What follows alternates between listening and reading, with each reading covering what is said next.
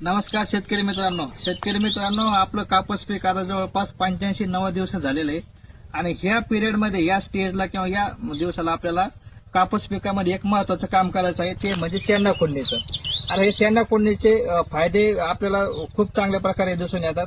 पात्याची संख्या वाढते, पात्याचं जे अन्नद्रव्य पुरवठा आहे तो चांगल्या प्रकारे होतो आणि जी काही वाढ होणार असते कापूस पिकाची ती होत नाही.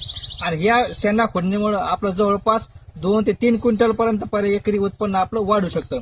आता ह्या प्लॉट मध्ये आपण बघू शकतो की कशा प्रकारे इथे शेंडा खोडणी केलेली आहे आणि आपण या ठिकाणी बघू शकतो काय रिझल्ट आपल्याला आलेला आहे. आता इथे बघू शकतो की आपण हे पात्याची संख्या या ठिकाणी वाढलेली आहे. पात्याचे जे फांदे आहेत त्या सुद्धा फळ फांदे ह्या चांगल्या प्रकारे त्याला पाती लागलेली आहे. आणि इथे बघू शकतो आपण शेंडा खोडलेला नाही.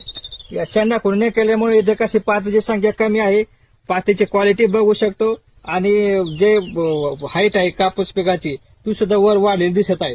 म्हणजे शेंडा खोडणी केल्यामुळे काय होतं की जो अन्नद्रव्य पुरवठा आहे फळ फांद्याला तो चांगल्या प्रकारे होतो आणि पात्याची संख्या सुद्धा वाढते. धन्यवाद.